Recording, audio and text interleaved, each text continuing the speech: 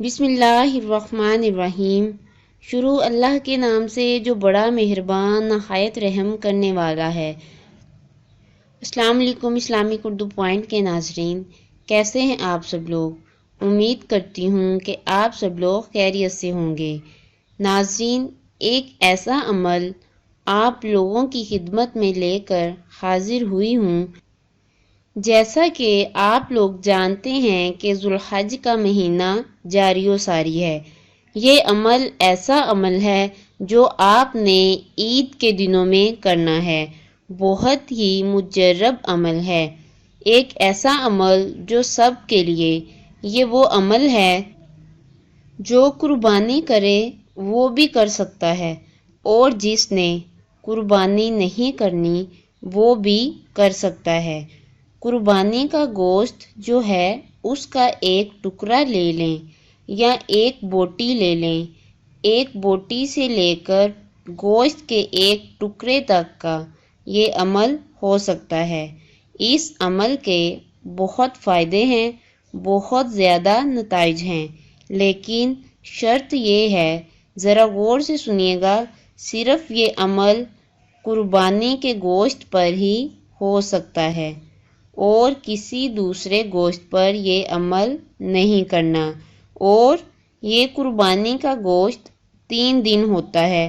اس کی وضاحت کر دوں کہ آپ نے قربانی کی ہے یا پھر آپ کو قربانی کا گوشت ملا ہے، اس پر بھی عمل ہو سکتا ہے۔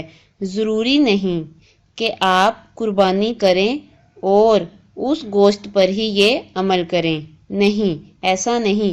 اگر آپ نے قربانی نہیں کی اور آپ کو قربانی کا گوشت ملا ہے کسی محلے دار کی طرف سے یا رشتہ دار کی طرف سے، آپ اس پر بھی یہ عمل کر سکتے ہیں۔ تو چلیے آپ کو عمل بتاتی ہوں۔ آپ نے اس گوشت کے ٹکڑے کو اپنے سامنے رکھ لینا ہے اور اس کے اوپر 313 مرتبہ یا شہیدو پڑھنا ہے۔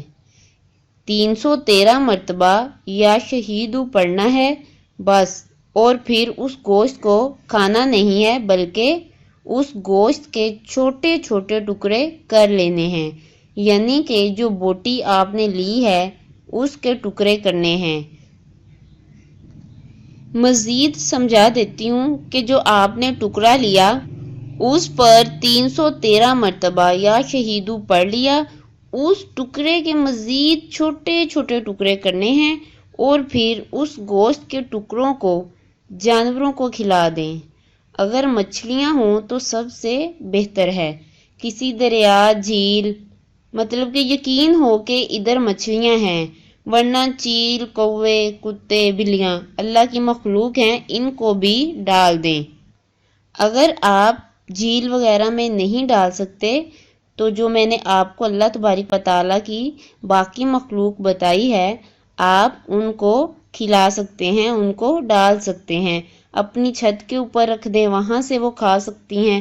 بس یہ آپ نے کرنا ہے۔ اس مجرب عمل کے کرنے سے ہر طرح کی جائز حاجت، جائز مقصد پورا ہوگا۔ والدین اپنے بچوں کے اچھے نصیب کے لیے کر سکتے ہیں۔ پڑھنے کے بعد اللہ تعالیٰ سے دعا کرنی ہے، اپنے مقصد کو، اپنی حاجت کو ذہن میں رکھتے ہوئے، جو بھی آپ کی خواہش ہے، آپ کی تمنا ہے، اللہ تبارک و تعالیٰ کے سامنے رکھیں۔